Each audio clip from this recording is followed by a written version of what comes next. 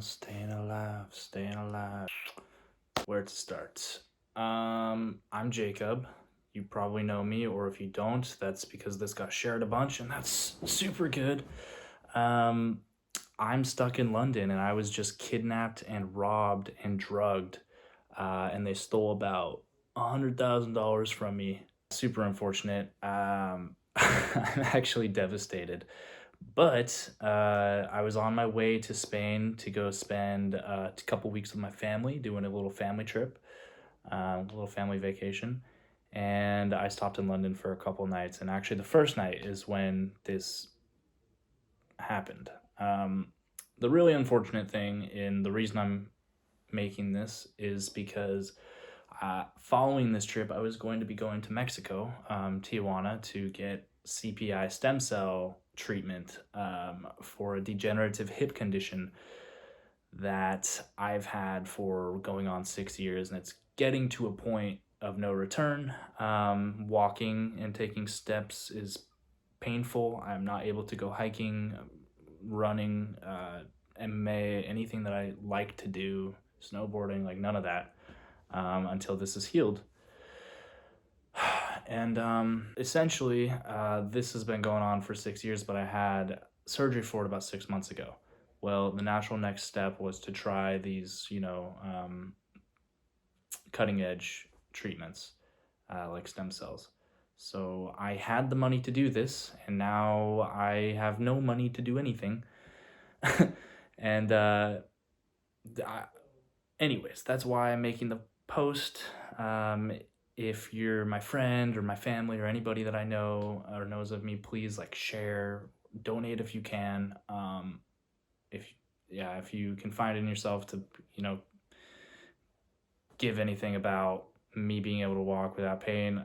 But anyways, story time. If you can't donate, please just share. Like to get it out there. It's actually like there's some lessons here that I think are good for everybody to know, that Uber is not necessarily safe, even if you check if it's the driver and they say your name and like all these things. I flew into London, went out with some friends on the first night from the hostel. We went to the Roxy in downtown London, Soho area, and it was a great night. I didn't stay out too late. I wanted to go home and sleep, right? Called an Uber for myself, went back to go back. Well, as I'm going outside, I check the Uber app. I see the picture of the dude before I head out. Go out, and some dude waves me down in a car. And the guy says my Uber alias name. It's not my first name. It's a different name that I've always had on Uber. He said Jacobin. It's Jacobin, but he said Jacobin. And I was like stunned for a second, but I remember this exchange. I was like, oh, well, it's Jacob, but you can call me Jacob. Whatever. We had like a little exchange about it. Okay.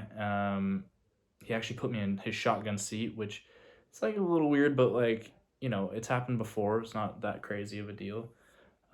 He offered me a cigarette. I at first said no, but then he was like, come on, smoke a cig with me. Okay. I thought, the guy wants to bond over a cig. We can do that. It's cool. So after the first puff of the cigarette, things start to go dark. And I vaguely remember him being, I really remember him being like, give me your phone for directions. And so I gave him my phone for directions. He said, unlock your phone. I unlocked my phone in front of him. I believe we went through a few different applications during that time also. So he got my pass keys, he got everything, and he got my access to my Gmail so he could redeem anything. And at that point, I passed out, and then I woke up about 30 minutes later. He sees me coming to, slams on his brakes.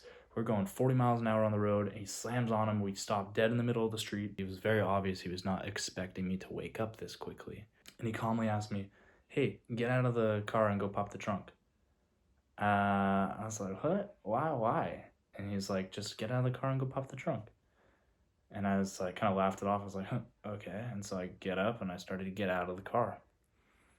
The drug that I was drugged with, I believe, was scopolamine. It's a very popular date rape drug in South America. I've not heard of it in Europe, but apparently there's some stories of it being here as well.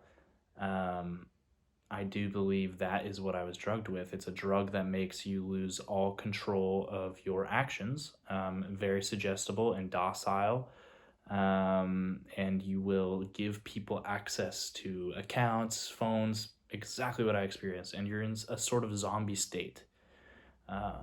Craziness. Anyways, as I'm getting out of his car, he drives off, smacking half my body, the bad side actually, which really sucked, on the like door of the car. So he effectively hit me with his car. I got pretty scraped up in this moment.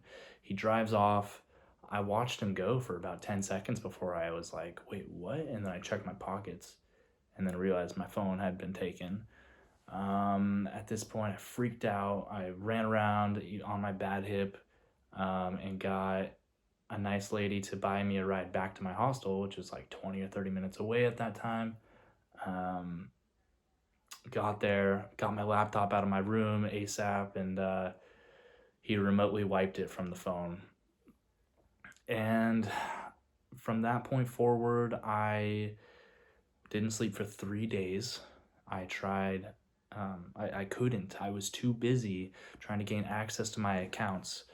Luckily, the next day at like 10 a.m., the Apple store opened, and I used their phone, and I got a hold of people back home, and they got into an old Android that I had, and we switched the Gmails, and we got into those, and were able to redeem everything slowly, not fast enough. They drained in that 12-hour period about 100,000, more than that actually, but of cryptocurrency, mainly Bitcoin and XRP, from my account, sent it straight to their wallets, and I could track these wallets as well, and I saw where the money went, to wallets that had about $10 million worth of coin. But yeah, so it was absolutely nuts. During that entire time, I was just trying to wake up from this bad dream. Like, it was a bad dream. I felt that it was. I just kept trying to wake up. So traumatizing. And worse on top, my hip was just killing me in this moment. I couldn't walk. I was staying at a hostel that I was upstairs, and so I couldn't even get downstairs without debilitating pain.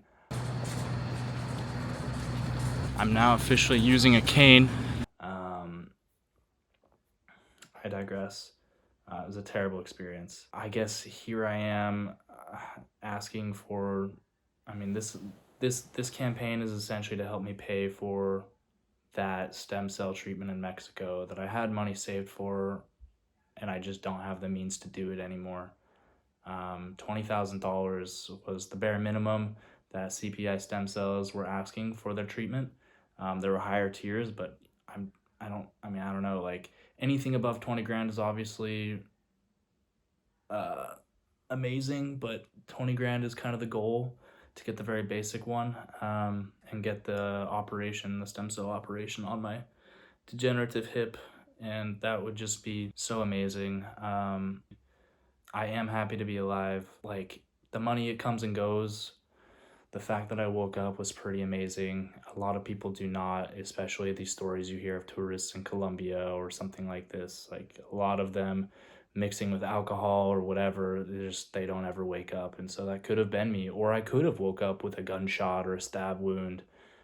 Just them not wanting to deal with me pursuing legal action, and I'm trying, but the way that they did it with the Uber makes it very difficult, because I believe he showed up in a car that was not registered with Uber, even though he was the Uber driver, and then he canceled the ride as soon as we drove off. It makes it very hard for Uber to track, or have any culpability for. Thank you for listening. If anybody can donate, or, if the story touches you, just like, please share it with your grandma or anybody, anybody that you think might want to throw in a couple bucks or something. I don't know, it sucks. So this is kind of the last leg, no pun intended, to get that fixed. So I do appreciate any help and any support. If you guys just want to reach out, that's super appreciated also. Thank you.